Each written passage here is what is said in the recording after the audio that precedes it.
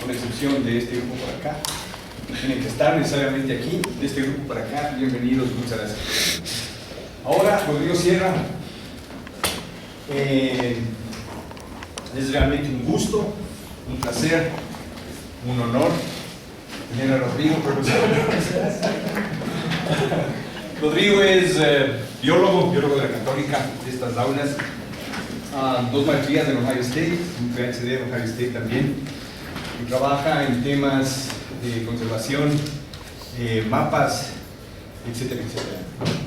Creo que todo lo que diga es muy poco en relación a lo que es Rodrigo, ¿no? Quizás una de las cosas chéveres que me gustaría decir de Rodrigo es que es el mismo desde hace 30 años atrás, un tipo muy tranquilo, muy sencillo para quienes fuimos sus compañeros de clase, así que es un gusto que Rodrigo va a conversar ahora con nosotros sobre el tema principalmente de causas de la deforestación, un poco de temas de conservación, un poco de cómo él ve el futuro de los bosques y de la conservación en el país. Así que Rodrigo, nuevamente muchas gracias por estar acá, por haber aceptado venir a conversar con nosotros y somos todo ello. Muchas gracias. Bueno, un placer estar aquí. Muchas gracias por esos programas. Voy a empezar a cobrar por las presentaciones. Después de eso. Bueno, les voy a presentar los resultados preliminares, incluso diría parciales, de un estudio que estoy haciendo sobre los promotores de deforestación en el Ecuador, los drivers de deforestación. Lo interesante de esto es que lo que ustedes van a conocer cuando se gradúen va a ser muy diferente de lo que nosotros conocimos cuando nos graduamos. Lo que está pasando en el Ecuador ahora es una historia diferente. Si hablamos matemáticamente, podríamos decir que los coeficientes de los modelos ahora son diferentes de lo que eran antes. En el Ecuador, si hablamos del problema de conservación, la pérdida de hábitat, para resumirlo en un proceso, durante los últimos 60 años, tal vez 80 incluso, pero principalmente los 60, se dio principalmente porque en el Ecuador ocurrió un Big Bang de población, ¿no? La población ecuatoriana empezó a crecer rápidamente y a ocupar espacios que antes no se habían ocupado. Pero ahora, ¿cuántos hijos quieres tener? Uno, es bonito. No, ¿vos tienes cuántos tienes? Uno, ¿verdad? Antes, las mamás tenían 4, 5, 6, yo me acuerdo familias de 12, 13. Incluso ahora, si ustedes van a las zonas rurales del Ecuador, y hay estudios, por ejemplo, hay un estudio interesante de un chico de Carolina Norte, de apellido Gray, que hizo un análisis de fertilidad en comunidades indígenas de la Amazonía Norte ecuatoriana y también colonas. Y una de las cosas que encontró es que la fertilidad está cayendo de una manera precipitosa, rapidísima, ¿no? Ahorita la fertilidad promedio en el Ecuador es 2.38, es decir, hay 2.38 hijos por mujer durante su edad reproductiva, no solamente, toda su vida. Con 2.1 tenemos un replacement rate, tenemos recién el reemplazo de la población, estamos un poquito arriba del reemplazo de la población, 2.38. Pero claro, hay un montón de chicos, y me imagino que todos ustedes, que todavía no han tenido sus hijos, y entonces no es que vamos a parar de crecer, todavía hay un potencial, una inercia poblacional importante, pero esa inercia se está frenando rápidamente. Y eso cambia drásticamente la situación. Si pensamos en deforestación, que es lo que vamos a hablar ahora, y les voy a dar un poco de datos al respecto, ¿no? Cuando la deforestación que se daba antes era porque la gente se iba a colonizar, se iba a ocupar espacios que antes en teoría no eran ocupados. En realidad siempre fueron ocupados, pero con una densidad mucho más baja, entonces la presencia y la capacidad de exclusión era mucho más limitada. Pero ahora ya nadie se va a meter al monte. En el Ecuador, hasta donde yo conozco, hay 2 zonas todavía de colonización activa y son chiquitas. La una es la cordillera del Toisán, que queda entre el río Canandé para arriba, piensen en el borde entre Esmeraldas y Pichincha, eso es la cordillera del Toisán, y la otra es en el sur, en la zona de Zamora. El resto, las zonas de colonización, las zonas de expansión agrícola nuevas, están paradas. Ahora en el Ecuador, incluso si no tienes un título, basta con que tú tengas lo que se conoce como el derecho de posesión, es suficiente. Tienes control de tu tierra. Antes no pasaba eso. Incluso en algunos casos, mucha gente todavía no tiene título, pero el mismo Estado les reconoce que están en ese sitio ocupando, y ya, si ya estás ahí, ya no tienes necesidad como tenías antes de demostrar a tu vecino, el que venía, que tú estabas ahí, por lo tanto cortabas. Yo me acuerdo de la primera publicación que yo tengo, que yo hice, que fue de mi maestría en 1991, en World Development. Yo lo que hice fue comparar los diferentes cantones de la Amazonía ecuatoriana y tenía para cada cantón el porcentaje de predios que tenían título y los que no tenían título. Y para les cuento, porque ahora que usamos, que yo uso tanto esto, les cuento cómo hice. Como yo no tenía en ese entonces esta tecnología que tenemos ahora, yo corté en papel, hice en papel los mapas. Entonces le cortaba el mapa del cantón, la parte que tenía título, la parte que no tenía título, y les pesaba. Y el pesado, el más grande, esa era mi área más grande. Pero funcionó. Bueno, pero el chiste era que en esa época el resultado fue que la falta de seguridad de la tenencia de la tierra era un factor clave para explicar el crecimiento de la deforestación en esa zona. Eso ya lo sabíamos, pero ahora ya no hay esa dificultad con la tenencia, aparte de pequeñas peleas entre comunidades, etc. Pero está muy claro quién tiene la tierra. Ya nadie se va a meter a la tierra de otros. Por ejemplo, ahorita estoy trabajando en un proyecto RED, estos proyectos RED, ¿no? Reducción de emisiones de deforestación y degradación. Entonces, en el proyecto RED tú tienes que demostrar que hay riesgo. Y, por ejemplo, tenemos un predio en Esmeraldas, entre la Cotacachi Gayapas y la Reserva Agua, que es un corredor de Aguacachi. Y, por ejemplo, el riesgo ahí es, si tú ves lo que está pasando al lado, son palmas, porque la palma es una expansión increíble. Pero desde el punto de vista del argumento para justificar la inversión en red, no podemos hablar de palmas, porque la palma no se mete en tierras que ellos no tienen control. Entonces, si este corredor ya tiene un dueño, que es la Fundación Sirúa, palma no se va a meter ahí. Incluso los madereros industriales grandes del país ya no se meten en tierras en las cuales ellos no tienen capacidad y tienen un derecho, algún tipo de acuerdo para entrar, ¿no? Incluso los madereros, que sería mucho más fácil pensar que ellos se meten a sacar la madera, ¿no?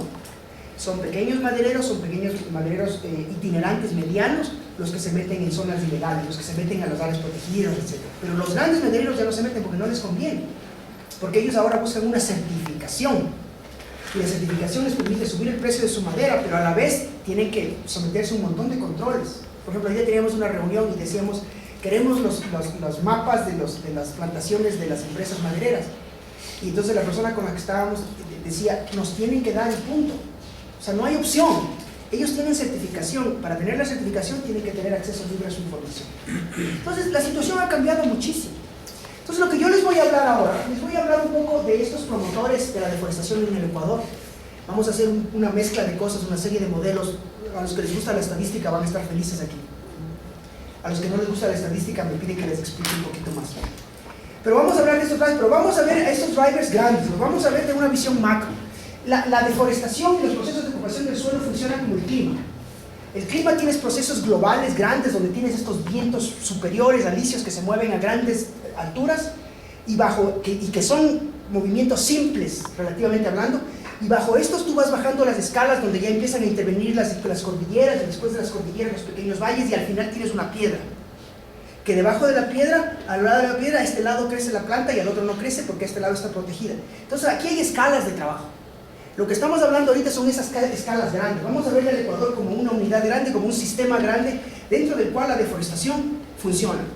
Y el corolario de esto es que todas las decisiones de manejo se toman en base a criterios económicos.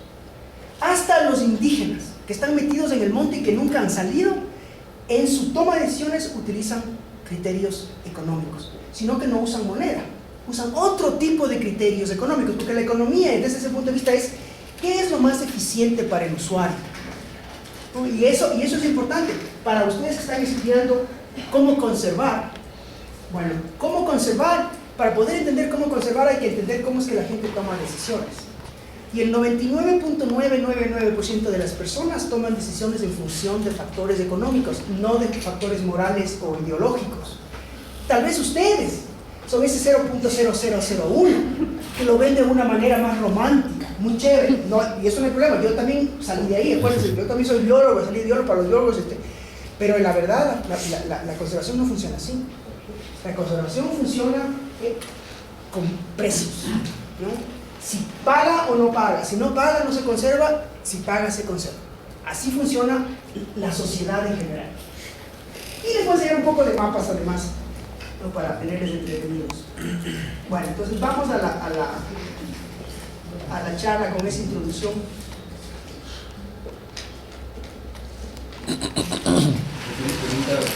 No, si tienen preguntas, esto es como una clase. Yo estoy ahorita como si estuviera en la universidad enseñando una clase, así que si tienen preguntas, solo levanten la mano y conversamos. Fíjense que esto es una clase. ¿Qué pasó aquí?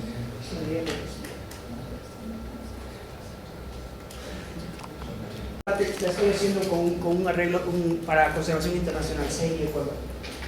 Los resultados preliminares, pasados conocidos, ¿qué ha pasado? La verdad es que sabemos bastante, no hay que meternos de la vueltilla, sabemos bastante qué es lo que ha pasado, incluso desde hace tiempos ¿no? Cuando hablaba 60, 70 años. Por ejemplo, hay trabajos de Whittaker para la costa que explican muy bien cuál es el proceso de expansión del área agrícola en la costa y por lo tanto de la deforestación. Sabemos esas cosas, ¿no? Y vamos a hablar del futuro, que es lo que me interesa que ustedes le vean, porque sobre todo porque la literatura que ustedes pudieran ahora encontrar va a ser muy diferente de lo que va a ser la literatura en el futuro. Van a cambiar estos procesos.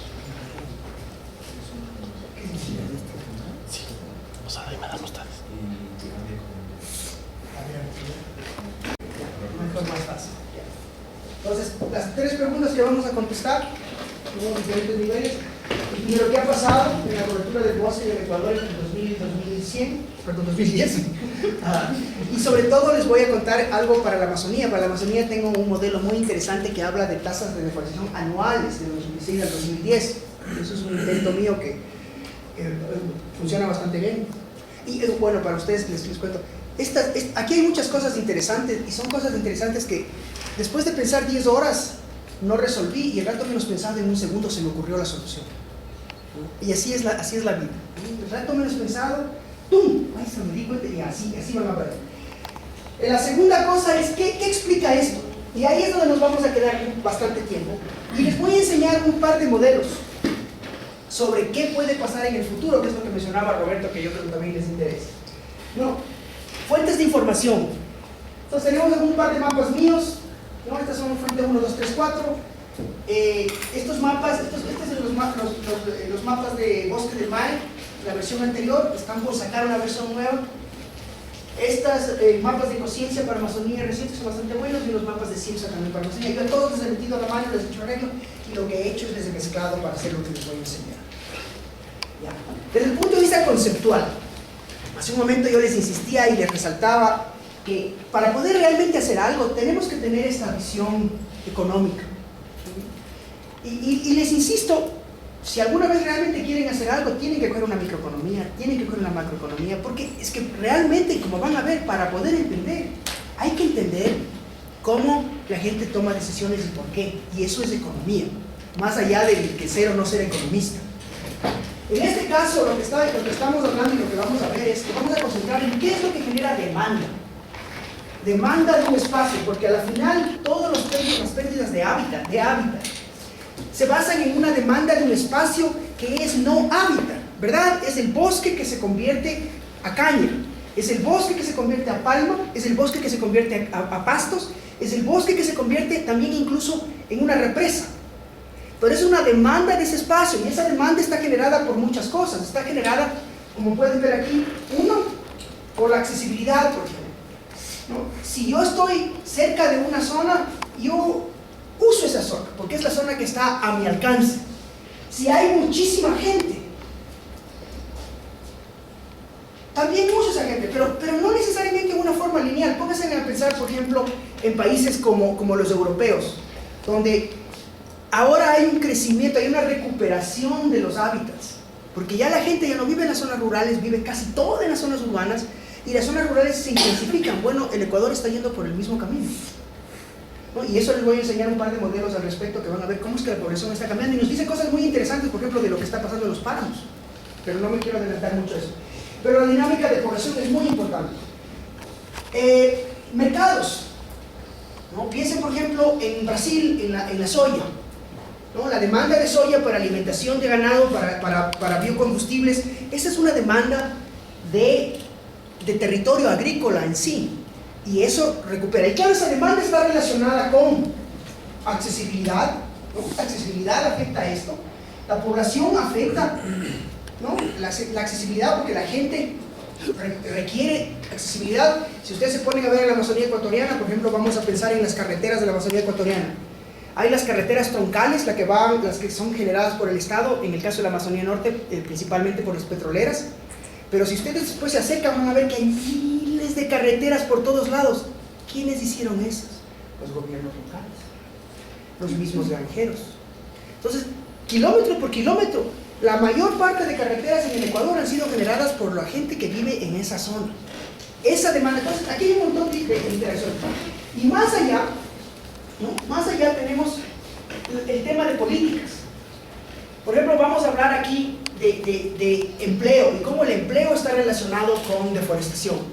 Ese empleo tiene que ver con políticas del Estado, con políticas del Estado que mejoran o empeoran el empleo, o mejoran los sueldos. Por ejemplo, les pregunto a ustedes, ¿qué relación hay entre sueldo y deforestación? ¿O hay o no hay? Después de unos 15 minutos van a tener una respuesta clarita para esto. Pero ahorita, desde el punto de partida, ¿ven ustedes una relación entre estos dos? Les cuento una cosa, algo que la verdad que para mí fue muy importante. En Zamora, hace un año y un piquito me dijo un señor, cuando el banano está bien, la carne está bien. Eso me aclaró la vida, pero no tienen idea cómo. ¿Por qué? Porque cuando el banano está bien, la gente en la zona del Guayas, ¿no? La zona especialmente en la parte oeste, perdón, este de Guayaquil, hacia el norte y hacia el sur, que es las zonas bananeras principalmente, tienen empleo. Cuando tienen empleo, consumen, entre otras cosas, carne. Cuando se consume la carne, hay un incentivo para la gente de Zamora, que es de donde viene la carne, para Guayaquil, para limpiar más bosque y poner más pastos. Hay una relación directa entre estos dos procesos, ¿no? En la economía. Y un ser más. Pero voy a simplificar esto poco a poco en lo que vamos a ver. Entonces, veamos qué es lo que sabemos, qué es lo que ha pasado en el Ecuador. Y eso es cierto aunque voy a hablar de la Amazonía, eso es cierto para toda la zona. Bueno, este es un análisis ya un poco antiguo mío que compara las tasas de deforestación, ese PTY 8601, con la distancia a los mercados en horas. No es una distancia ponderada. Y ustedes pueden ver muy bien ahí cómo la tasa de deforestación crece. Mientras más cerca estoy al mercado, más rápido deforesto. Como resultado, yo sé que junto a las carreteras tengo más deforestación, me voy alejando, bajando la deforestación. Y ahí, pasados 5 kilómetros, veo solamente un porcentaje. Este es el porcentaje. Entonces yo veo que más o menos hasta llegar ahí tengo el 65% de la deforestación llega hasta los 5 kilómetros. Y de los 5 kilómetros hasta los 100 tengo la diferencia, ese 35 que me falta. Entonces, obviamente está concentrado, eso lo sabemos. Podemos también, noten cómo la deforestación baja casi a cero, ¿no? En el cuadro de arriba. Este tiene, me dijiste que tiene una lucecita. En medio del rojo. Miren cómo baja casi a cero. A las 20 horas de ahí en la cero. El año pasado me fui manejando desde Puerto Maldonado en Perú, toda la Amazonía peruana, me metí en la brasileña, bajé la brasileña, metí la boliviana, me crucé de Bolivia otra vez a Brasil manejando.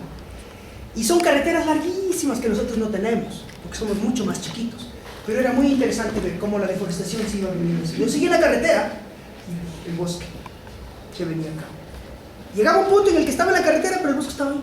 Yo seguía en la mitad del bosque. Llegaba al otro lado y el bosque se iba otra vez. Entonces, tener una carretera no era suficiente, obviamente. Había algo más que lo vamos a ver aquí. Pero no, y eso es lo que pasa en Ecuador también, que conforme nos alejamos en algún punto es tan lejano que ya la gente no tiene ese incentivo. Ya el costo de llevar el producto al mercado es tan alto que ya la gente no siembra ahí, ¿no? Sacan tal vez madera un poco, pero hasta eso ha cambiado en el Ecuador. En el Ecuador, como en los otros países que producen madera, especialmente en África, ¿dónde se le daba la mayor parte de la deforestación? En las zonas de extracción de madera. ¿Por qué? Porque estaba el carretero para empezar. Y segundo, porque deforestar, cortar un bosque que ya había sido talado, era mucho más barato que cortar un bosque enterito. Entonces, pero ahora en el Ecuador eso ya no pasa. ahora ustedes pueden ver donde las madereras están. Tal vez el 20%, el 25% del área talada se convierte en agricultura. El resto queda como bosque degradado. Y ahí queda. Es un bosque que normalmente no se recupera, porque conforme van creciendo los árboles, los vuelven a sacar. O sea, no, se queda degradado, pero ya no se convierte en agricultura. Eso es nuevo. Eso no pasaba en el Ecuador antes. En el Ecuador antes se talaba y atrás venía el agricultor, o el agricultor estaba incluso adelante, esperando que le llegue la carretera y que le traían los madereros, haciendo algún arreglo a cambio de la carretera, y empezaban a cortar. Eso ya pasó en el Ecuador. Bueno, entonces sigo nuevamente para ver qué es lo que ha pasado, ¿no? Entonces, más o menos los procesos que ya sabemos. En general, en el pasado, en el Ecuador, eran las carreteras las que guiaban hacia dónde iba la deforestación, ¿no? En este caso, por ejemplo, este es un modelo que ya les voy a hablar la parte estadística. Este es un paper que empecé a escribir, que después no monté porque ya me aburrió, porque me pareció que esto ya sabemos, justamente por lo que yo les contaba, ya sabemos de esto. Entonces, lo que dice este modelo es que la explotación petrolera genera carreteras, infraestructura. La explotación petrolera genera crecimiento de la población, traen gente para que trabaje y mucha de esa se quedaba en la Amazonía trabajando. La explotación petrolera producía cambio de cobertura, porque ellos mismos tenían que abrir la carretera, tenían que poner las plataformas, etcétera, etcétera, entonces generaba. La calidad del suelo también era importante, porque en las zonas donde había mejores suelos la gente tenía un incentivo más grande para llegar, ¿no? Y a la vez esta población, ¿no? se facilitaba su llegada por la infraestructura construida por los petroleros, y esto a su vez generaba cobertura de cambio de cobertura, ¿no? De una manera estadística, para los que saben estadística, este es un modelo complicado porque los errores son correlacionados. Entonces se utiliza lo que se llama un 3SL, 3-Stage Least Squares Regression, y lo que dice este modelo es que los pozos petroleros explican los kilómetros, la distancia a mercados explican los kilómetros de carreteras, la antigüedad del área de la ocupación explica el número de kilómetros. Entonces, básicamente, este modelo de aquí explica el número de kilómetros de carretera. Y la clave aquí es esta, la actividad petrolera. Esto es para la Amazonía del Norte. Y esto es más o menos hasta el 2000. A su vez, este variable, que es el número de kilómetros, que está aquí ahora, explica la cantidad de población, ¿no? Esta es la población agrícola en la zona. Porque la población urbana directamente no causa deforestación mucho, un poquito, ¿no? Para las casas y eso, pero no, son el tipo de suelos, ¿no? Todos somos racionales. Si tenemos para escoger entre un sitio con buenos suelos y uno con malos suelos, vamos a escoger el con buenos suelos. Y el costo, esta es la pendiente, que es una medida del costo de conversión. Las zonas planas van a ser más fácil de convertir a no bosque que las zonas muy empinadas. Y a su vez, entonces, la población, acá, explica la cantidad de tierra que fue convertida a agricultura, es decir, la cantidad de bosque que fue convertida a agricultura, los suelos nuevamente entran aquí, y las pendientes. Entonces, el resultado del modelo es el siguiente. Lo importante es esto, me voy a concentrar sobre lo importante. Dice que cada pozo petrolero en la Amazonía ecuatoriana explica 2.5 kilómetros de carretera. Cada kilómetro de carretera explica 13.004, 13 personas. Y cada persona, ¿no? Cada persona explica casi 1 hectárea de deforestación, ¿no? ¿Cuántas personas tenemos en la Amazonía? Ecuatorianos. Más o menos unas 700.000 personas de ahí más o menos, ¿ya? Pero en esa época había 500.000. Entonces, este modelo explica el 50% de la deforestación en la Amazonía. Quiere decir que si solo usáramos petróleo, podríamos explicar el 50% de la deforestación en la Amazonía. Eso ya lo sabemos. Les digo para un poco decir lo que pasó. Entonces, aquí era que la gente llegaba. Justamente esto es lo importante. Aquí, sin esto, no habría funcionado. Hay un estudio muy interesante por Sven Wunder, no sé si alguno lo ha oído también, que trabajaba aquí en el Ecuador, y él hizo una comparación de 5 países petroleros. ¿Cuál es el impacto en deforestación en cada país? Y él encontró que en algunos países el desarrollo de la industria petrolera bajaba la deforestación. En el Ecuador subió, pero en otros países la bajó.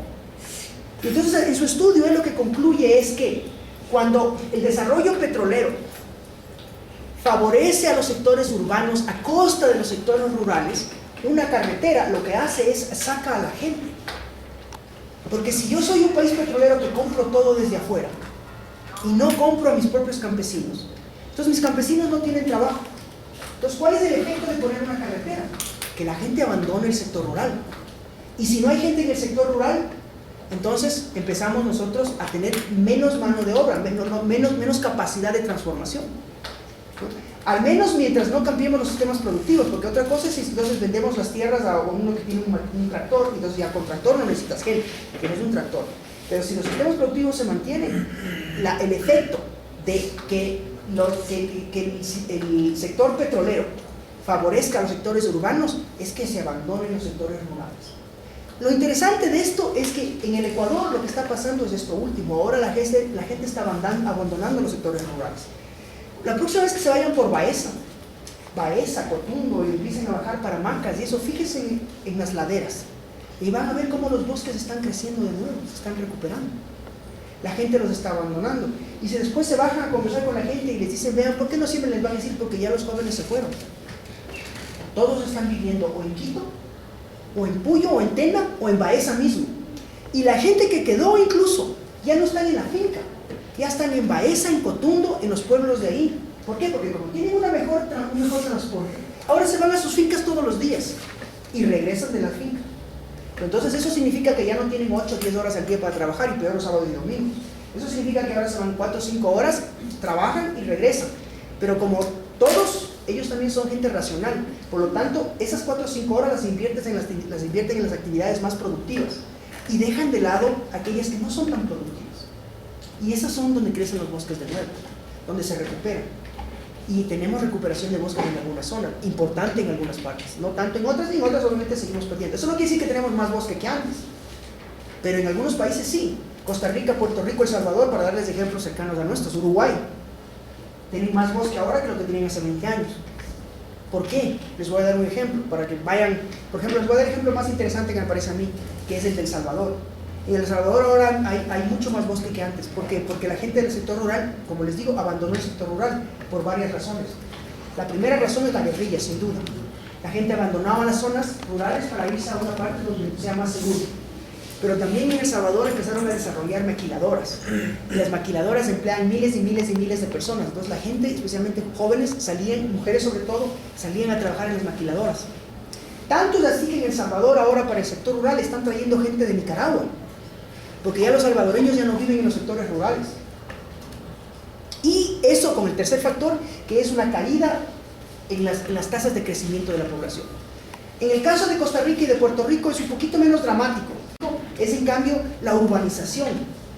Ya no hay gente en los sectores rurales y la urbanización es un factor clave, porque no es solamente que la gente está ahora aquí puesta, sino que la gente en las ciudades tiene un hijo, 2 hijos, y pare de contar. Genera una presión en las zonas rurales, pero esa zona rural ahora empieza a intensificar. Y como vamos a ver en los modelos para Ecuador, los modelos que estoy haciendo para Ecuador dicen exactamente lo mismo, que está pasando algo parecido, sino que no hemos completado la transición. Y eso es lo que les decía. Miren, esta es la tasa de que... Pregunta de examen. ¿Cuándo fue la época en que el Ecuador crecía más rápido de todas?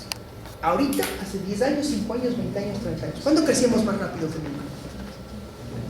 Ya les di la respuesta, pero bueno. En la época del boom petrolero, en los 70, fue cuando el Ecuador crecía más rápido. Y eso es lo que le decía. Hasta ahora, lo que hemos visto hasta ahora, esta ocupación del espacio en el Ecuador que generó esta pérdida de hábitat, vino acompañada de este crecimiento de población muy alto.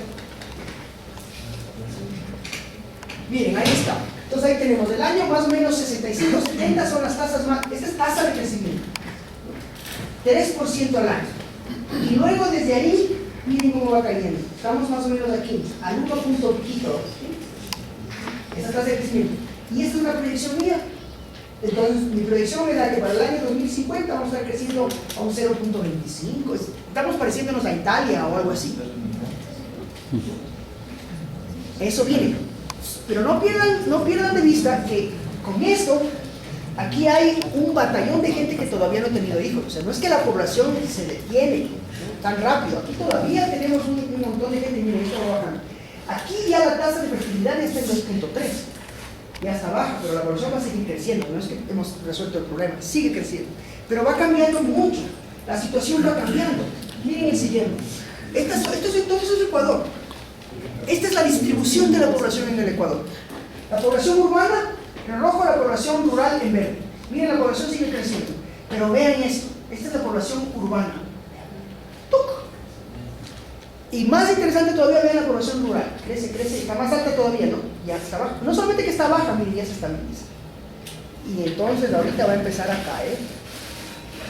Y ahorita estoy hablando ahorita. Y ahí este tiempo ya pueden ver en muchos sectores rurales, y ya les voy a enseñar unos modelos que ya la población empieza a caer en los sectores rurales. Eso cambia la película completamente. Y yo tengo esa discusión mucho con conservacionistas, y ustedes los que están aquí en biología, por ejemplo, últimamente se han visto osos, se han visto arpías en la costa, se han visto jaguares. ¿Sí vieron eso? Jaguares en la península. Ah, eso es increíble. Jaguares en el bosque seco de la península, con fotos, o sea, sabemos que están ahí. Yo no me hubiera imaginado nunca. Hace poquito encontraron, hay un registro nuevo de Tapirus bairdi. ¿Qué es Tapirus bairdi? ¿Ah? En la costa. Es la ganta de la costa que se la creía extinta. Ahora sabemos que está por ahí. En realidad las cosas se están mejorando. ¿Por qué? Porque la gente se está mejorando, claro, por allá metido en el monte, ¿no? Pero se están mejorando. Hay menor presión en las zonas aisladas que lo que había antes. Y eso implica que estas poblaciones que antes casi habían desaparecido empiezan a expandirse poquito a poquito. Pero la situación en las zonas donde la gente se va concentrando, en cambio, va empeorando. No sé si han oído esta lucha que ha habido en Brasil en estos últimos meses, porque el gobierno brasileño quería quitar esta restricción, y los productores agrícolas querían que les quiten esa restricción, que tenían que tener el 40% de su predio en bosque. Y entonces había una gran pelea, porque los conservacionistas decían, va a haber una deforestación terrible, y los otros decían, pues que es un bosque que en cambio yo pierdo plata. Y es claro, porque estos productores estaban en zonas urbanas, donde el valor de ese bosque era, no del bosque, sino de la tierra donde estaba el bosque, era demasiado alto. Y es cierto, ahora que ya quitaron la restricción, la van a cortar. Pero antes, esos mismos productores u otros iban a producir lo que la gente demandaba. Entonces era ahí o más allá. Ahora se va a concentrar en Brasil.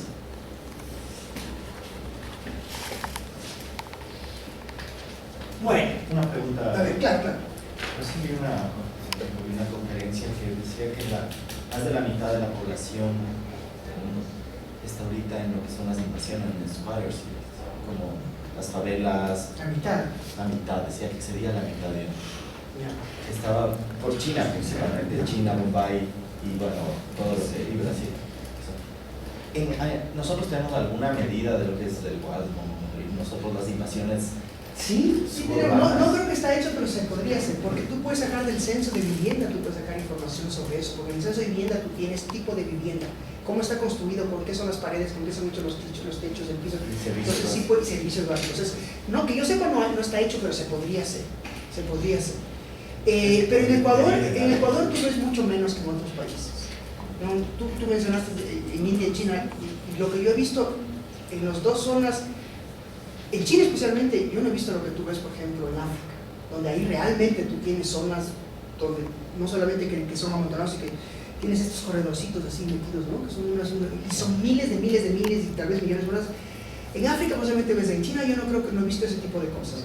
Pero en Ecuador no tenemos nada parecido siquiera a lo que tú ves tal vez ni en Brasil tampoco, pero lo que tú ves en África y en Asia es otro mundo. Esos son los verdaderos los cuales nosotros no tenemos nada parecido. Si tú piensas, por ejemplo, en Guayaquil, los Guasos, Quito, no nos vemos lejos, ve alrededor de Quito, un poquito por allá, un poquito por allá. El nivel de vida en Ecuador específicamente es bárbaro. Yo me acuerdo, no sé si conocen o han oído de Ciudad Bolívar. Ciudad Bolívar es el equivalente de los Guasmos en Bogotá. Ciudad Bolívar solita tiene como 1 millón de habitantes. Entonces llega el agua, Ciudad Bolívar está en una loma, llega el agua abajo, está pavimentado, llegan los tanqueros. Y más o menos a las 8 de la mañana, que era cuando yo estaba llegando, yo veía bajar burros, que bestia, bajaban burros, pero como todos con canecas. Y claro, después se vino, estaban bajando a recoger el agua. Pero aún ahí no tenías la calidad de vida que tú ves en África y en Asia.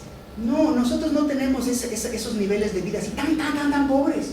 Donde tú en India, por ejemplo, si tú sales de Bombay o de Nueva Delhi, tú sales y empiezas a ver, primero casitas de este tamaño, ¿no? Así de este de aquí. Y la gente duerme en el techo, ¿no? Porque no tienen más espacio. Entonces tú ves en los techos la gente durmiendo y abajo la gente. Eso nosotros no tenemos en Ecuador. Me dices la mitad de la población del mundo, y a mí me cuesta trabajo creer eso. Que sea la mitad de la población del mundo. Ya, sí, vea, yo he trabajado con UN Habitat, con Naciones Unidas de Habitat, en temas parecidos. Y me cuesta trabajo que sea la mitad. Ahora, no tengo que, son grandes poblaciones, pero será, yo así para tu número, que tenía la cuarta parte, que viven en esas condiciones. Porque nuestras condiciones, nuestros barrios pobres, no son como los de allá. Los barrios pobres, nuestros más pobres, son ricos, al lado de lo que tú ves en Asia y en África. En África es porque nunca bajó la fertilidad, eso sí. Todavía no ha bajado, sí. Es el único continente que no tiene nivelado.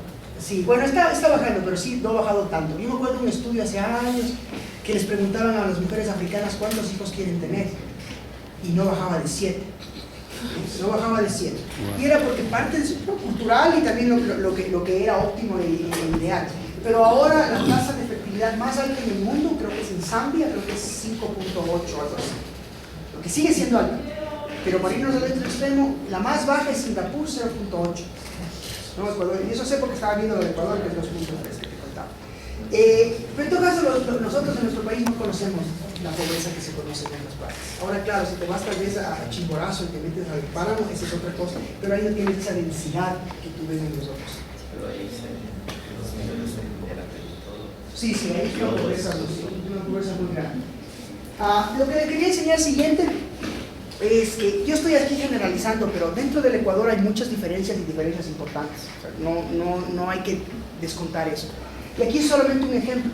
No, esta es la Amazonía, yo he hablado de deforestación en la Amazonía, y este es un mapa que me dice cuál es el cambio de la densidad de población. Eso es importante. ¿Cuántas personas hay por unidad de área? Y lo que me dice es que en la parte norte yo tengo incrementos de densidad, tengo más gente por unidad de área conforme pasa el tiempo. Y en el sur, yo tengo menos gente por unidad de área conforme pasa el tiempo. ¿Cuál es la segunda área de deforestación más intensa del Ecuador? El sur, donde tenemos menos gente por unidad de área, que es algo muy interesante. Entonces, dentro de esta generalización que yo estoy haciendo, hay grandes variaciones internas, y eso por favor manténganlo en cuenta, pero sí hay estas escalas a las que yo mencionaba al principio, donde podemos ver patrones globales, generales, que aplican a todas partes. Bueno, aquí me voy a saltar un par de, me voy a concentrar directamente. Entonces vamos, ahora sí hablemos de deforestación. Esta es una aproximación, es decir, no son medidas exactas, es un modelo. No es que yo he medido la deforestación, es un modelo que yo hice para la zona. Con todos los mapas que tienen allá, no me voy a meter mucho en la metodología, solo les quiero anunciar. Estas son las tasas de deforestación entre el 86 y el 2010 para la Amazonía Norte, la joya de las archas Loreto Chuchumí. Esta es principalmente la Amazonía petrolera. Y el promedio de la Amazonía. Y el promedio, este es el promedio de la Amazonía, miren.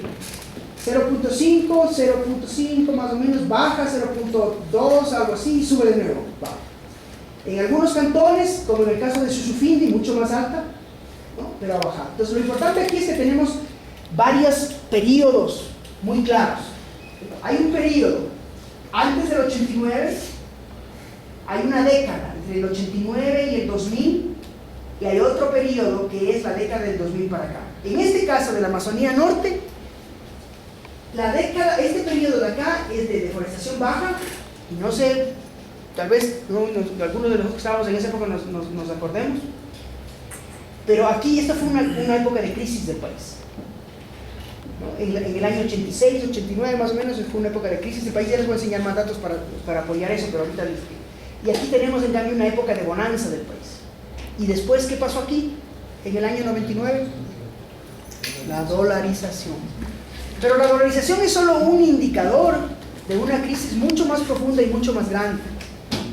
Que venía atrás, una crisis donde el empleo y por lo tanto la demanda de productos caía rápidamente. Y entonces aquí empezamos a ver que la demanda de productos que se generan en el espacio que están los hábitats naturales donde la deforestación avanza, cae, cae. Y en este caso de la Amazonía Norte, se mantiene ahí abajo, se queda abajo. Pero si vemos en cambio la Amazonía Norte, pero pegada hacia la cordillera, esto, vemos aquí nuevamente, aquí está Amazonía en rojo, ¿no? Y aquí vemos que la Amazonía Norte, estos son los cantones que están hacia la cordillera, en el norte, ¿no? Tena, Chirón, El Chaco, Quijos. Vemos que tenemos el mismo proceso, miren, bajo, sube, cae de nuevo, pero aquí otra vez se levanta. Entonces ya de aquí con estos dos, y ya luego hacer un tercero, ya estoy viendo que hasta aquí las dos zonas funcionaban más o menos al unísono. Lo que pasaba en la una pasaba en la otra. Pero a partir del año 2000 se empiezan a diferenciar.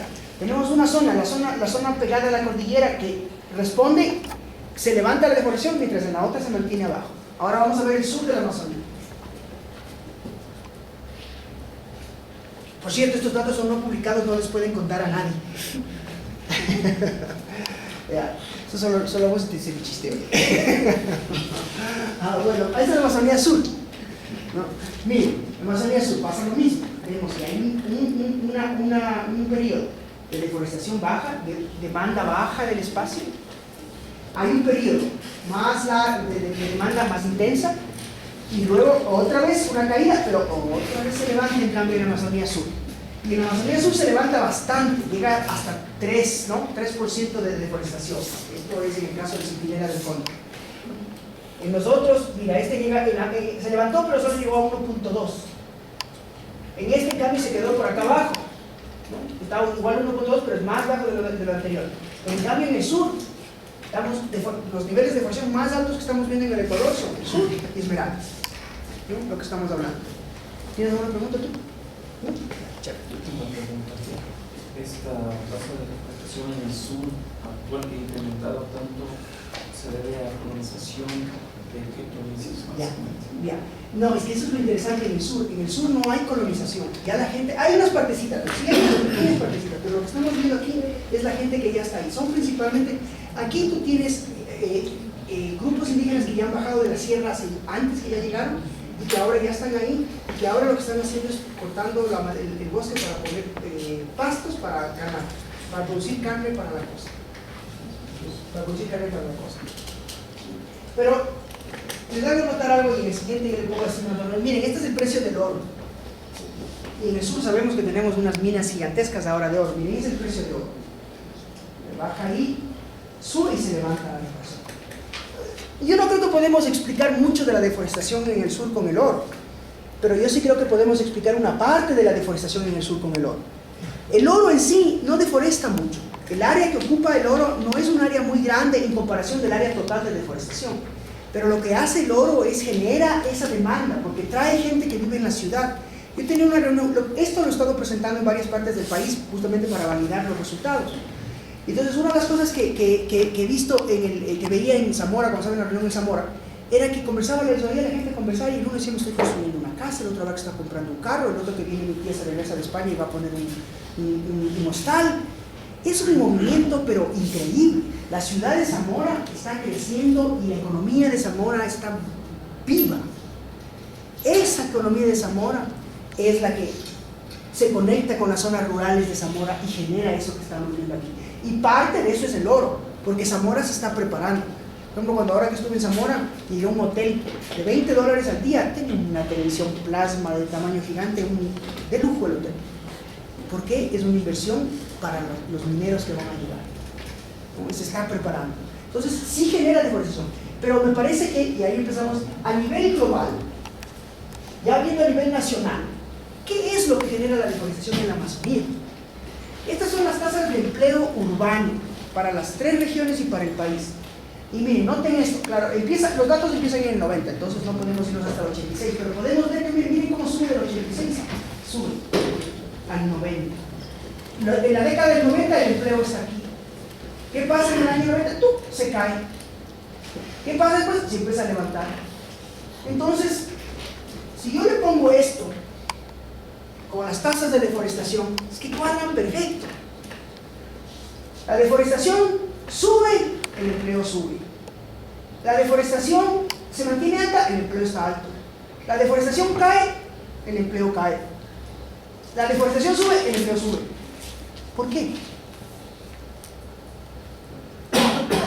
Demanda de recursos. Exacto. Son las ciudades, y ahí empiezan las cosas interesantes para nosotros, para el trabajo que estamos haciendo.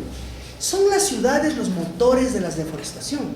Es esa dinámica urbana de demanda, que no solamente es que hay más gente, sino que hay más gente que gana más, que da de vida más alta. Esa demanda genera la presión sobre el bosque, muy claramente.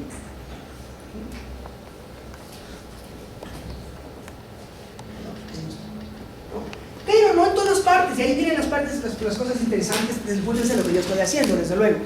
Y es que en el sur, ¿no? En el sur, en cambio, miren, no responde, es como que se quedó aquí abajo, subió y ahí se paró.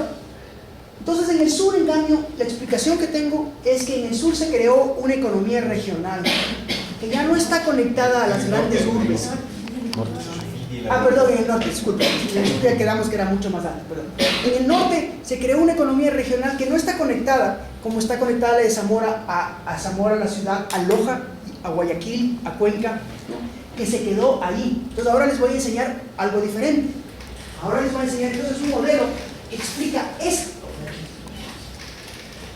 Pero antes de eso, no, y podemos, solamente para reforzar esto, les voy a hacer un par de gráficos más antes de entrar en el modelo. Lo que vemos aquí, en cambio, es el crecimiento de la economía del país, evolución del PIB en el Ecuador 79-2009. Y podemos ver, ¿no? 79, aquí está la crisis que yo les digo del 86, miren. Cae, se mejora, se mantiene, y aquí está la crisis que viene anterior a la dolarización. Con la dolarización en realidad, pero también la dolarización en sí mismo fue un impacto y otra vez sube. Entonces, si yo les pongo eso, para los que saben macroeconomía, y por eso les digo que es tan importante, yo a mis estudiantes en la universidad en Texas, yo les obligaba, los que trabajaban conmigo tenían que coger una microeconomía y tenían que coger una macroeconomía. No mis estudiantes graduados, era obligatorio, si no, no pueden trabajar conmigo. Los que saben entonces, los que toman esos cursos saben que cuando la economía se calienta, la inflación se calienta.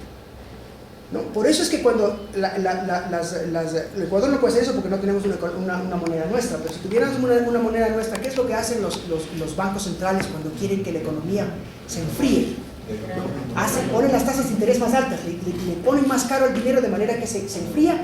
Ese enfriamiento le baja la inflación, controla la inflación. ¿No? ¿Quieren que la economía se caliente? Perfecto, bajan las tasas de interés, pero ya sabes que con eso sube la inflación, ¿no? Entonces uno va por lo otro. Entonces aquí podemos hacer los dos, ¿no? Podemos comparar. Hay una crisis en el 86, baja la inflación, mejora la economía, sube la inflación, baja la economía, baja la inflación, otra vez la misma historia, ¿no? Entonces ahora le ponemos a la deforestación con la economía del país y pasa lo mismo. Cuando la economía del país mejora, el Producto Interno Bruto mejora, entonces la deforestación se levanta. Cuando el Producto Interno Bruto cae, la deforestación cae. Yo me acuerdo cuando yo estudiaba con ustedes, que a mí me decían que la pobreza causa deforestación. Pues esto me dice todo lo contrario, que es la riqueza la que causa deforestación. Porque la riqueza genera demanda, que es lo que tú decías en su momento. Y es lógico, si eres pobre no consumes. No consumes. Y como la gente ya no está en el sector rural, entonces si estás en el sector rural y no tienes con qué invertir para producir tu alimento o para el mercado, tú no estás produciendo deforestación. Pero cuando la economía está moviéndose, ¿no? Entonces la gente tiene incentivos, y eso es importante, la gente tiene incentivos para deforestar.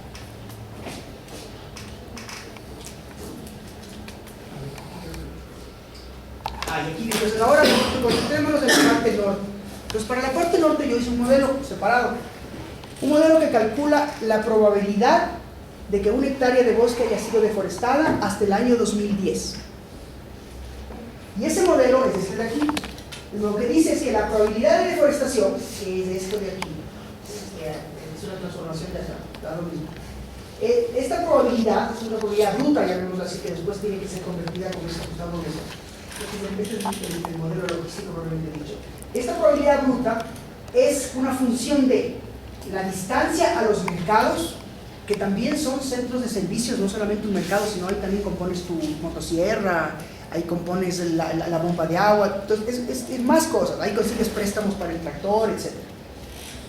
Esto que es medir en horas, para los que les interesa, está aquí, son coeficientes y aquí están, bueno, no está bien, a ver, pero no importa, no les explico.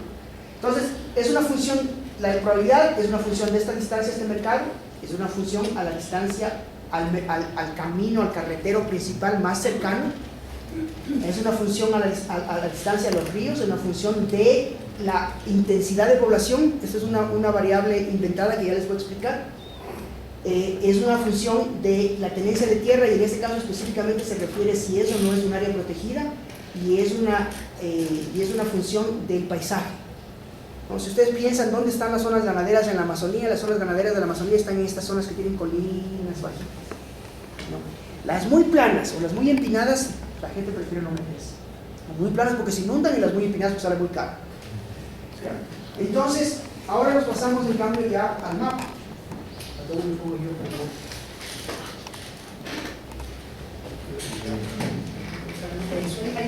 Ustedes ven aquí.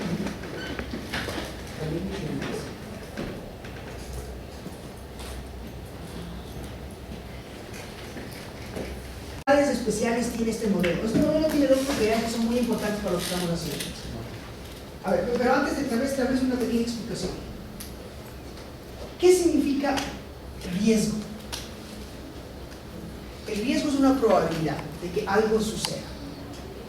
El riesgo se mide de 0 a 1. 1 significa que es absolutamente seguro que va a suceder. 0 es que es absolutamente cierto que no va a suceder. Entonces esto lo que dice es que en esta zona tenemos zonas en las cuales el riesgo de deforestación es del 85%, o sea que si nos vamos a esa zona vamos a encontrar que el 85% de las hectáreas de bosque han sido deforestadas. Y si nos vamos, y es cierto, porque si se van por la carretera van a ver que sí, casi todo es pasto, pero por ahí hay un mancha de bosque, hay otro poquito, entonces, en ninguna parte completamente deforestada. Bueno, en Brasil no, si ustedes van para Brasil, el sur de Brasil, especialmente en la Amazonía, en el estado de Acre, ven unos campos de golf, pero no queda un palo, solo quedan las castañas, porque por ley es prohibido cortar las castañas en Brasil y en Perú, y en Bolivia también creo, ¿no? Pero son unos palos negros, bellos, pero el resto es verde, pasto. Pero en nuestro país realmente no hay así una zona que tenga 100% de deforestación, casi ninguna. Y entonces tenemos otra, donde el riesgo de deforestación es 1%. Entonces por ahí en todas partes, hasta aquí hay un pequeño riesgo de deforestación, hasta ahí adentro hay gente, poquita, pero hay un riesgo de deforestación. Ya, entonces les decía que este modelo tiene dos propiedades bien importantes. La primera propiedad, la probabilidad promedio multiplicada por 100 es igual al porcentaje deforestado. O sea que si mi probabilidad es 0.17, yo tengo 17% de deforestación. Y la segunda es que la distribución de probabilidades es igual a la suma de la deforestación. Y eso les voy a explicar ahora con cuadros para que sea un poquito más claro. Entonces me regreso al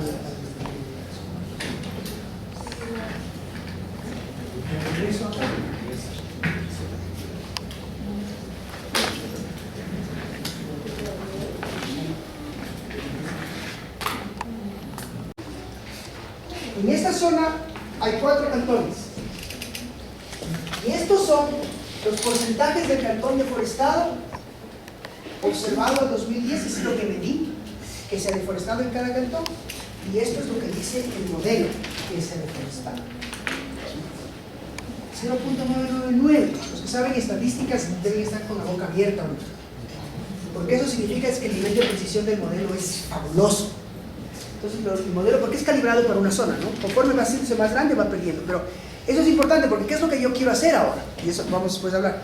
Yo quiero tirarme al futuro, quiero ver qué pasa al futuro, porque ¿cuáles son los mejores modelos para proyectar ese futuro? Los que repiten el presente mejor. Mientras mejor replicas el presente, mejor es el modelo para proyectar el futuro. Aceptando que conforme te vas alejando se vuelve menos bueno. Esa es la una. Cuando dices futuro estás pensando en cuántos años. 10 años, 10 años, es lo que les voy a enseñar. Y en cambio, ayudaría. Y este en cambio es la distribución de la deforestación. Miren, esto es lo observado y esto es lo que decía, el porcentaje por ciento. Entonces aquí yo tengo que el modelo me dice que el 85% de estas selvas debe haber sido deforestada. 85% deforestada efectivamente en el mapa de deforestación. 0%, cero deforestado. Y aquí hay una ecuación que transfiere allá, pero es muy 0.9. 1 es perfecto, 0 es completamente randómico, entonces está muy cerca. ¿Qué es lo que esto nos ayuda? Esto nos ayuda entonces a hacer una pequeña... Pero ahora me cambio de nuevo acá. Esto me ayuda a hacer un pequeño cambio. Entonces aquí yo puedo, por ejemplo, ¿qué es lo que hice? Hice cambios que yo esperaba que ocurrieran en los próximos 10 años. Perdón. Pavimenté la vía alta, es decir, hice el cambio del modelo que corresponde a pavimentar la vía alta. Bajé los costos de transporte a lo largo del río Napo por la manta Manaos y por otras cosas en un 30%. Y subí la población en 30%, que es más o menos lo que se espera en los próximos 10 años. Entonces, esos son cambios en los próximos 10 años. ¿Y qué es lo que resulta? Resulta que el modelo dice que en los próximos 10 años, para el 2020, la probabilidad de deforestación va a ser así. No sé si noten S versus S. Si ven cómo crece la deforestación.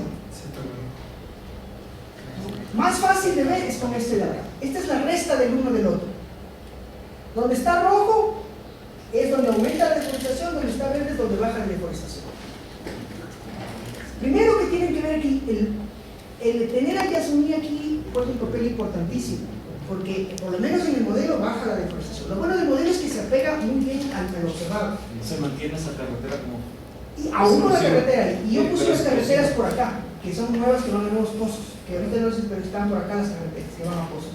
Pero lo importante de esto, que es, digamos, lo que nos dice hacia dónde vamos, estamos entrando hacia dónde vamos, es que, ¿dónde está el incremento de la deforestación? No acá al final de la carretera que ya está pavimentada, sino alrededor de las zonas que ya están pobladas. Eso implica, desde el punto de vista de conservación, ustedes están en inversión de conservación, que los sitios calientes para conservación son los sitios periféricos a las ciudades, donde los remanentes de bosques o hábitats en general que están cerca de las ciudades, alrededor de las ciudades, son los que están en mayor riesgo, los que tienen un costo más alto. Y en proyectos de red que mencionamos hace un momento, por ejemplo, que quieren pagar por conservar, esos están en problemas, porque el costo de conservar esto de aquí va a ser mucho más alto, porque el costo de esta tierra es mucho más alto. Aquí yo puedo poner bosque, pero puedo cortarlo para poner caña, arroz, lo que pueda. Entonces, si yo soy un granjero y tú vienes y me dices, ¿sabe que yo quiero conservar su bosque para reducir emisiones? Le doy $30 por hectárea. Yo le voy a decir, no, sabe que no funciona con $30. 3,000 tal vez, pero 30 definitivamente no. Y esos son los temas de políticas, ¿no? ¿Cómo empezamos a generar políticas y planificación? ¿Cómo planificamos? ¿Cómo generamos ordenamiento territorial en función de modelos concretos, sistemáticos de lo que puede pasar? Ahora, algo que debe ser dicho, y es muy importante, es que todo modelo es una simplificación. Todo modelo tiene limitaciones, eso no cabe duda. Pero, por lo menos, si sabemos que el modelo funciona bien para ahora, ya tienes una pequeña pauta de que más o menos lo que te está diciendo por el futuro tiene sentido. Claro. No sé si entendí bien, tú dijiste que las zonas prioritarias para conservar son las periferias de las ciudades. Sí, Pero, en el futuro. Ya, pero si en realidad esas son las que de ley van a ser deforestadas, sería mejor concentrarse las que... Y lo que pasa es que las que están más allá el riesgo baja. Entonces ya después... Claro, entonces ya de por sí, ¿yo para qué voy a poner plata aquí? Pensé, espera, yo hice un estudio en Costa Rica, ¿no? Economic Economics 2006. Lo que hicimos en Costa Rica es, yo comparé, ya se está riendo, Matt fue mi alumno en Estados Unidos. Lo que hice fue comparar fincas que tenían pagos por conservación con fincas que no tenían pagos por conservación. Y entonces, ¿qué es lo que encontré? Que no había diferencia en la cobertura de bosque entre los dos tipos de fincas. ¿Qué es lo que me decía eso? Que era plata botada. Porque si es que la finca no tenía el pago, igual iba a tener la tendencia a tener la misma cantidad de botes que las que no tenían pago. Pero había un cambio adicional. Y es que en las fincas que recibían pago, la zona de agricultura decaía rápidamente. Mientras que en las zonas que no tenían pago, la zona de agricultura no decaía, se mantenía. ¿Qué significaba? Que con la plata que tú me dabas, yo abandonaba mi finca. Y mira, me compraba un taxi, me ponía una tienda, hacía alguna cosa. Y en esas zonas había recuperación de bosque. Ahora, para darles la historia completa, el problema con eso era que el contrato era por el bosque, no por la zona de agricultura. Entonces, en algún momento yo podía arrendarte a ti para que cortes y sigas poniendo ahí tus vacas. Entonces, bueno, pero lo que voy es que el pago tiene que tener sentido. Y eso es parte de lo que nos sirve eso, para poder entender dónde realmente podemos invertir para tener el mayor impacto por unidad de pago. Y aquí lo que te está diciendo es eso, que si tú, claro que por allá puedes todavía pensar, pero es botar la plata. Que la inversión para conservación va a estar aquí.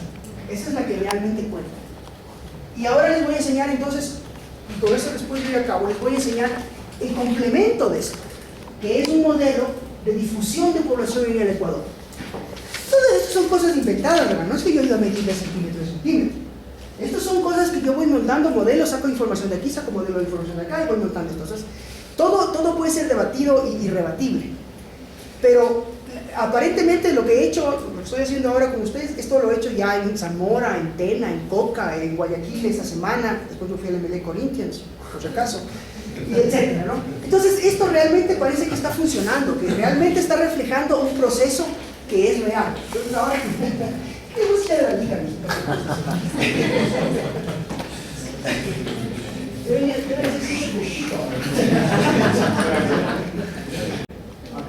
Yo creo que sí eso. Bueno, rápidamente. Entonces, ¿qué es lo que dice el futuro? Y después de bastante población. Rápidamente, para esta zona, al 2020. Entonces, primero les demuestro. Estos son los porcentajes de población medidos. Estos son los porcentajes de población que me da el modelo. 14 a 28, 15 a 25, muy cerca. 35 a 79, 37 a 28. Entonces el modelo se asemeja, ¿no? Es igualito. Ahora, si yo proyecto este modelo, me voy al futuro. Entonces yo tengo que, en total se va a deforestar, del 14% va a pasar al 19%. En total. Y por cantón, vemos que Aguarico pasa del 1,46 al 1,47. Casi nada. Pero vean la joya de los Sánchez, pasa del 67.50 al 90%. Entonces ya vemos, yo ya tengo, y aquí si yo fuera el Ministerio de Obras Públicas, por ejemplo, yo quisiera hacer un análisis de impacto de poner una nueva carretera, y ahora se están construyendo nuevas carreteras en la Amazonía, especialmente de la parte sur, que están subiendo hacia la parte, no sé si conocen, en Zamora, que le están trepando las carreteras hacia la sierra, y en Pastaza, que están entrando desde la parte central de Pastaza, por el norte del río Pastaza, para adentro, van a pasar por Copataza y siguen, son carreteras nuevas. Con un modelo como este, podemos hacer un análisis de impacto, ¿no? lo más sólido posible. Ya, y ahora sí paso a lo de población.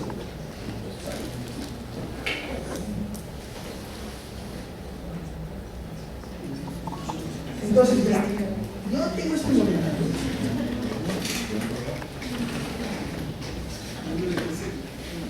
Este es un modelo para el Ecuador.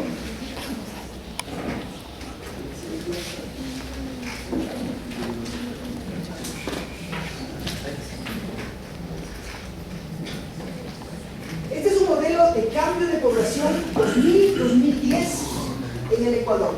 Las zonas azules, mientras más azul, más pérdida, y las zonas rojas, mientras más rojas, más ganancia. ¿Qué patrones pueden ver ustedes ahí? Les voy a acercar aquí para que vean. Les voy a acercar aquí.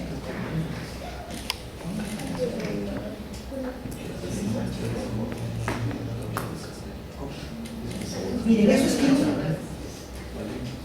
No, esto es Quito en el 2000. El Valle de los Chillos, Cumbayá, posiblemente, pues no sé si es Cumbayá, debe ser tal vez Tumbaco. Aquí está el nuevo aeropuerto. Miren cómo está creciendo Quito alrededor del nuevo aeropuerto. Aquí. Hacia el sur, toda la zona norte el nuevo Calderón, el Calderón antiguo, ahí está, ¿cómo se llama este barrio? Carapungo. La gente, pero ¿y de dónde viene la gente? Miren de dónde se han bajado, ¿no? De la parte de Cayambe, de la parte norte, de la parte más seca, la gente se está saliendo de ahí. Si vemos por ejemplo, vemos en Guayaquil, vamos de Guayaquil, justo vengo de Guayaquil enseñándoles eso. Si vemos en Guayaquil, mira, esto es lo que está pasando ahora. Entonces tenemos Guayaquil, la vía a la costa, el crecimiento, y aquí hay unos bosques secos bien interesantes que están siendo básicamente acabados por el crecimiento, en este caso de la ciudad. Miren cómo ha bajado esto de aquí. Estos son los manglares, y la gente de Guayaquil me decía, sí, pues porque la gente ya no vive en los manglares, todos los cangrejeros, todos los concheros ahora viven en la ciudad. Y se van allá a traer sus productos, pero regresan de nuevo y viven en la ciudad. Entonces, todas esas horas, ¿qué es lo que pasa? Que aquí entonces ya la presión se especializa, pero también se intensifica en puntos específicos y deja de ser así tan amplio. Si yo le pongo los páramos del Ecuador a esto, vámonos a los páramos. Miren, estos son los páramos. Vean cómo baja la población a lo largo de los páramos. Se está bajando. ¿No? La gente está dejando los páramos, por eso es que vemos más osos. Porque los osos están viniendo porque ya no hay gente que les ahuyente. Se vienen más acá. No porque no tienen hambre, como me decía, pero no tienen que comer, como me decía alguien, sino porque ya hay mucho más espacio. Ya no tienen no tienen el sonido, la luz que les ahuyenta. Se están abriendo, me decía, para el sur, para la vía Guaranda y para el oriente. Ahí está. Y me decía, incluso me contaba la gente que en el sur usted tiene zonas donde viven, están todos, son de Bolívar. Vienen de Corazón, de Guaranda, y están viviendo ahí zonas. Pero ahora ya dejan esas zonas y se suben. Entonces, Ecuador, como ya vimos al principio de la charla, se está volviendo un país urbano. Más rápidamente de lo que uno pensara. Ya que uno lo piensa, ¿no? Y esa reestructuración de la economía. Entonces, ahora ya con esto yo voy a decir, Robert, ahí sí me mandes. Estos dos procesos son muy importantes. El uno, esta transición demográfica, que también es una transición espacial, geográfica, y ese proceso de desarrollo económico del país, esos dos son estos grandes paraguas dentro de los cuales la ocupación del espacio en el Ecuador se da y que explican mucho de la deforestación, pero que ahora son diferentes de lo que fueron hasta el año 2000 principalmente.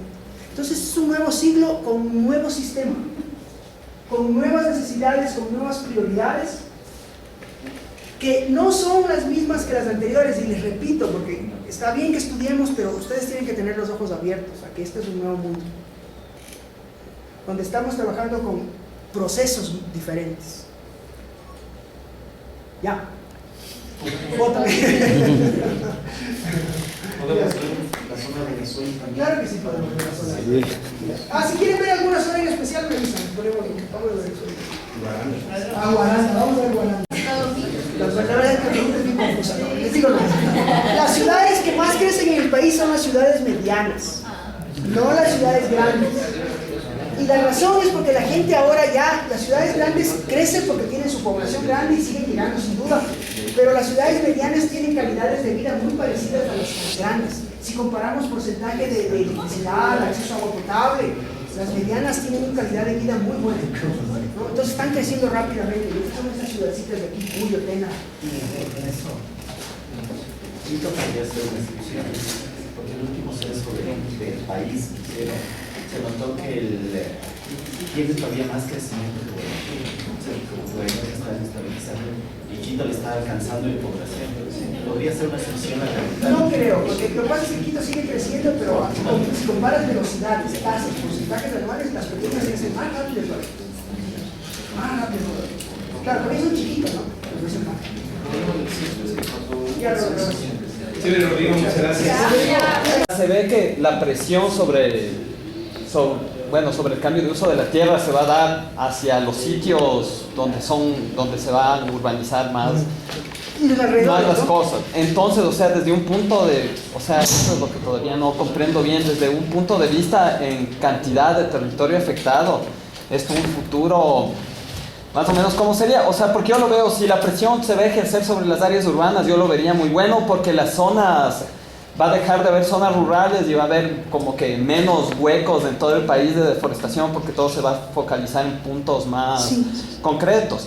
Pero como igual vimos, este desarrollo del país incrementa la demanda por recursos, entonces incrementa la deforestación, yéndonos desde ese punto, ¿qué es lo que va a pasar?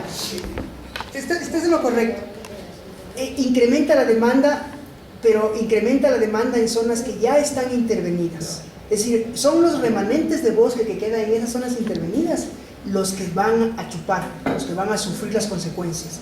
Porque claro, la ciudad en sí, bueno, eso ya se deforesta, eso no hay. Pero esa ciudad demanda, ¿no? Hace una demanda de territorio y de productos y servicios, y esos productos y servicios ya no se producen allá lejos, ahora se producen en las periferias de las ciudades.